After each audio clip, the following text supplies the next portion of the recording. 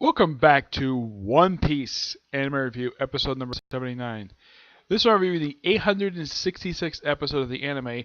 He finally returns, Sanji, the man who stops the Emperor of the Sea, and the 928th chapter of the manga. The Courtesan Kamurasaki takes the stage. First, let's talk about this newest episode of the anime, adapted from pages 12 to 17 of chapter 891 and pages 2 through 9 of 892. So effectively, as this episode, there's only 11 chapters left. Well, actually more like 10 and a half chapters. So my personal theory is that this particular arc will finish either by 876 or 877. That's just my personal theory. What goes on in this episode? Well, I would say this one's actually done a little bit better, like last week's episode, where you have a little bit going on the outside of the Luffy vs. Katakuri fight. This one is split very evenly. It's a lot betterly done, where you have except that Luffy vs. Katakuri fight is more like the bookend for this episode. It's like you start off with these two guys, and they're fighting for a pretty good period of time, and the episode ends with them fighting. Yes. Now, a good chunk of this episode is set in the outside world. Yep, unlike the last episode where it was like 5 minutes, this one was a good 20 minutes set in the outside world.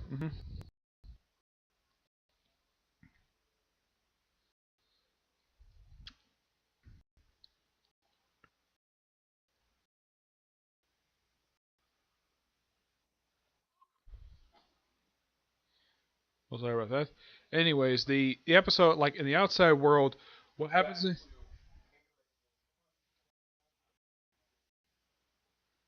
my apologies about that. Anyways, for a majority of the stuff that happens in the outside world, you have Big Mom about to attack the Straw Hat ship, and then Chopper goes to monster size.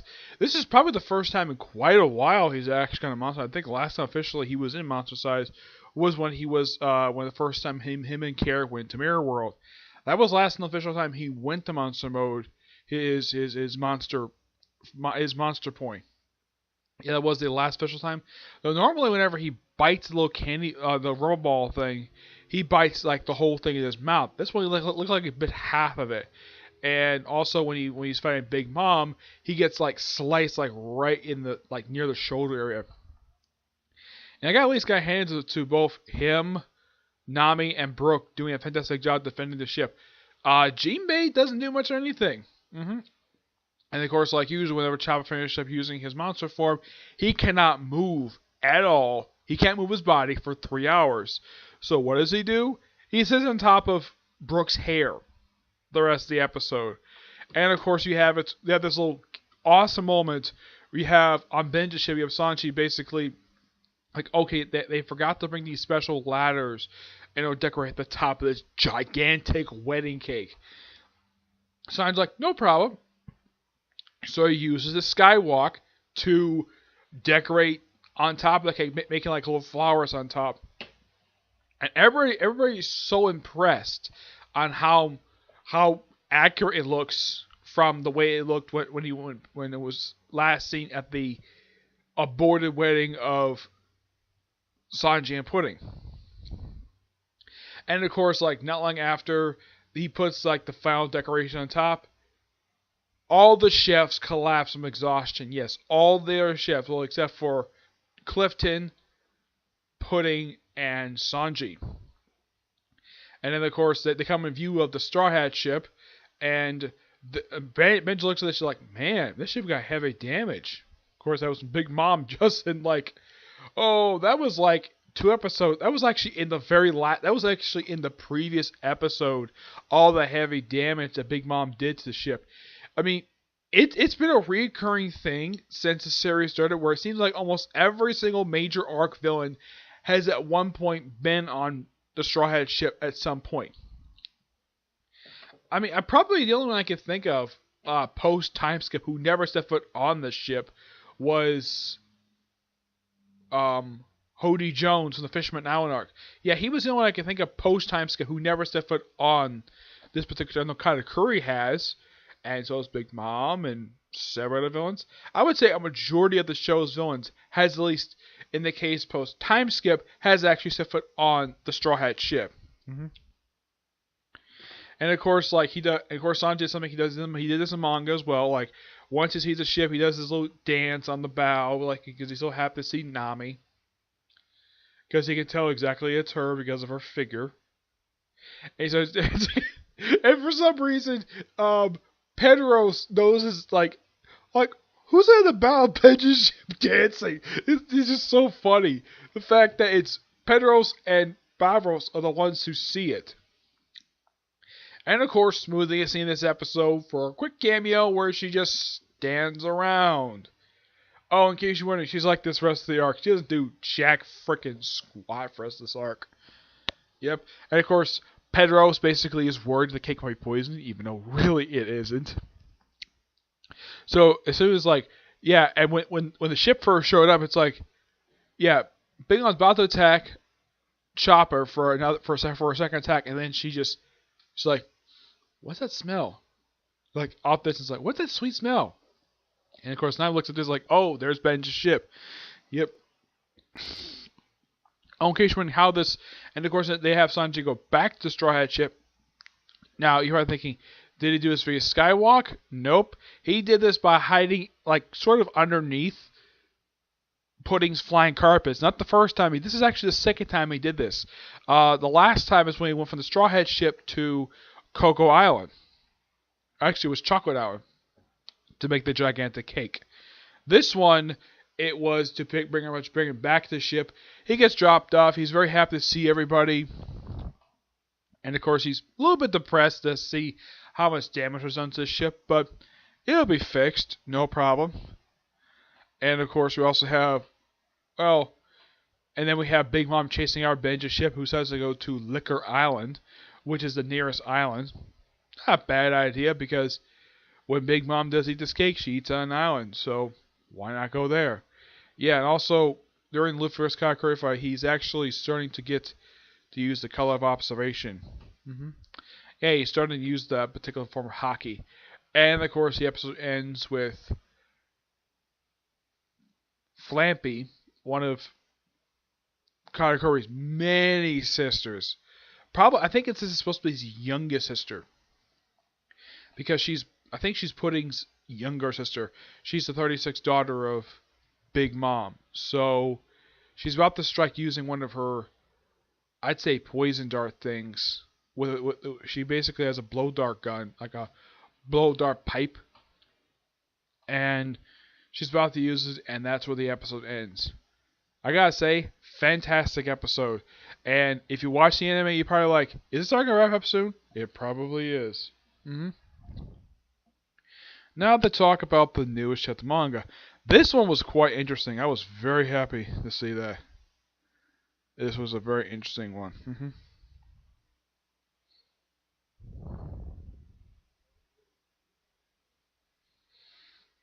Oh, here we go.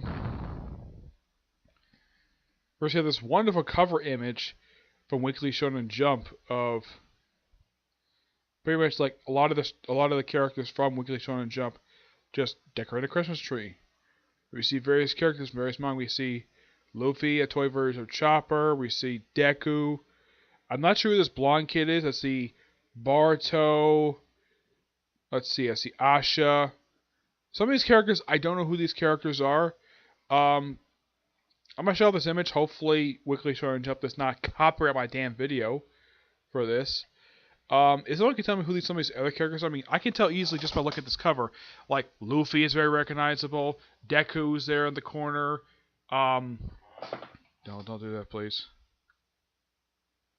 Yeah. Asha is on the tree, a toy figure of him. Chopper is in Luffy's hand. If someone can tell me who these other characters are, I think this blonde character, I think he's from Black Clover. I think he's Luck. But if anyone can tell me who these other characters are in this cover, please tell me in the comments below, because some of these characters I don't recognize. I mean, I do see in Deku's box various characters from My Hero Academia. I see Bakudo, I see All Might, and that's it. I know there's various other characters in this tree, but some of them I just simply don't recognize them at all, because I haven't read every single uh, book from Weekly Shonen Jump.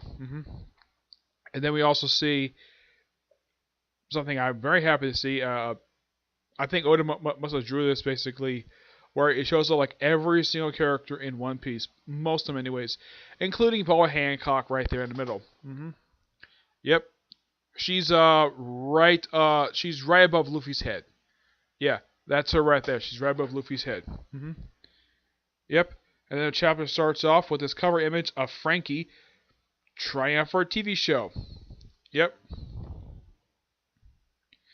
And then the chapter starts out where they're right back at the place that was seen 2 chapters back, where Luffy and Kid are at this labor camp, which is also a mine, and they're just basically just doing something. Of course, Luffy runs into the ninja, Raizo. Yeah, this is the first time Raizo has been seen since the Tao arc. Yeah, it's been some time since we've seen him. And then he's not the only one to get up. We also see white-haired Kabaru, bounty 210 million. Yeah, last time I saw this guy, Fishman Island. Yeah, that was the last time I officially saw this guy. Yeah, he's a very creepy guy.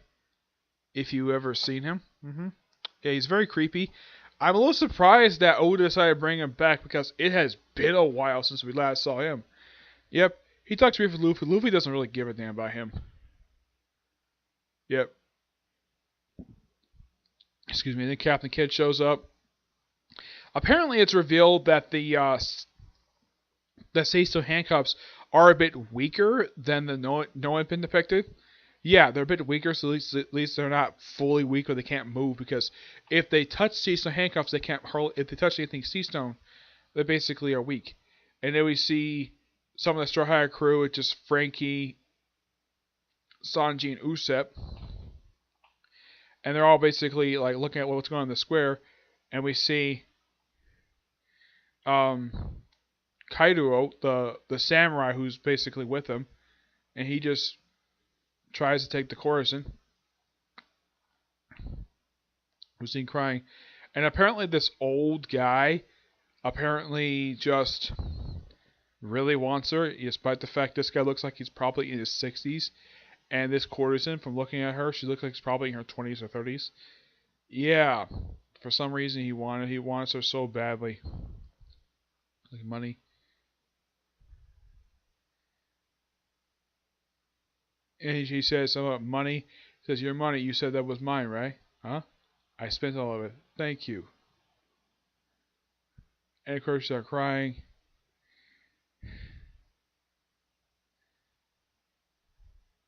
And of course, the guy is upset because he lost it all.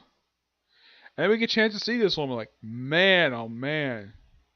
Apparently, she's the #1 prostitute for the country. My gosh, she's a gorgeous woman. Like everybody's fawning over her. Sanji, I'm not surprised him acting the way he does. And of course, Sanji basically doing the heart out of his eye. I'm not surprised he does that because he does what like every beautiful woman he comes across. But Frankie and Usopp, I'm almost shocked they actually are acting this way. It's like how Des like of course you have Usopp putting his goggles on, looking at close look at her. It's just so funny. And I despise those who are poor. Yeah, and then we have I think it's supposed to be the Shogun says, those who have without wealth have no right to live in the capital. In the name of Shogun, you're exiled from the city. And of course, chapter ends with see Momo interacting with Tama. Yeah, first time in a little while since I've seen Momo. Yeah, he's the little boy who's supposed to be the current daimyo, but he's basically the daimyo apparent. He's the heir to the throne, but yeah, Katakuri basically decided Kaido decided to basically him and the Shogun took the country from him, even though it's supposed to be his. Yes, and he's basically holding a practice where he's beating up like a practicing. It's like he's getting ready for war, and that's where the chapter ends. It's a pretty interesting little chat. It's a pretty interesting chapter for this week. Good thing that, as far as I can tell, they're not going to go on break next week. I don't think so, no. Nope, no break next week, so yeah. So we might get a chance to see. So either he'll go on break again. My guess is probably after the next chapter comes out. Either after the next chapter or 930. But this was a good chapter. I guess one roughly a 9 out of 10. For me personally, my favorite thing about this chapter was the return of Raizo. Yeah, it's great to see this guy. I love this character. And fun fact, his sub actor is the same one who does the sub voice for my guy from Naruto. Yeah, it's the same exact guy. Unknown if Funimation can use my guy's dub actor. I highly doubt it. Well, they could probably use him. I mean, it wouldn't hurt. Yeah. As I've seen that slave driver guy, yeah, I don't really care for this character at all. He's one of my least favorite characters from this entire franchise. Seeing him come back, yeah, apparently, like, after he got away from the Straw Hat crew at some point, he must have gotten someplace because it's never revealed what happened to him after Fishman Island. At some point, Kaido must have captured him and just put him in this camp. That's my personal guess. I don't think it was captured by the Marines. No, I don't think so, no. Yeah, and also, for some reason, Robin is. Yeah, I get maybe why Brooke and Nami are not here because they're basically off doing ninja stuff. But Robin is nowhere to be seen this chapter. I mean, we do get a chance to see Luffy. Also, Zoro is absent. I'm not sure where the heck he is. He's been absent for a good 2 chapters now. So he's not here. Robin's not here. And of course, basically only 4 of the Straw Hats are absent from this chapter. And also, they don't say that, of course, we don't get a chance to see the Straw Hat ship. We haven't seen it since the start of this arc. I would say not since like chapter 2 or 3 of this arc. And this arc has been going on since chapter like 909. This arc has gone for like almost 21 chapters. So yeah, I think this might be the no, I think there's still one more chapter to come out for this particular year. So they probably are going to release one more chapter before the end of the year, and maybe they're going to take a week off for New Year's. That's just my personal, I guess, anyways. I mean, the chapters come out every Friday, which is good. I do appreciate that. Yep. So that's it for this particular review. I did notice there was another part for Chapter 99, One Punch Man that come out. Lucky, when did the World Chapter 100 can come out? No idea. But I'm going to review that. I'm going to review the newest chapter of Boruto today, along with newest episode of the anime. I'm probably going to review the newest chapter of the manga, probably with the episode, because I haven't read it yet. So, overall today, these are the videos left to go today I'm going to do. Boruto, One Punch Man, and hopefully, if I get a chance to, review the Black Butler film. And that's basically it. Yeah, basically about 3 left. Yeah, as far as I can tell, 3 left. I was thinking of reviewing, thinking I was going to do Dragon Ball Super today, but I did see an article online that Super, once again, is taking an unexpected, it's going to take a break for some reason. It's not going to a new episode today. It's a little odd, but that's Dragon Ball Super for you. Second time recently, they just take a break. At least this time I knew about it. Last time I knew nothing. Last time I took a week off for the dub was actually 2 weeks ago, where the last week there was an episode. Week prior there was not one at all. That one I did not know what was the reason for that. This one I can probably understand why it took a week. Why they decided to air an episode this past Saturday, because Christmas is coming up, and I think maybe next week they may air an episode next week. I'm not sure. It depends on what they do. Okay, so yeah. So until you see our next video. Bye.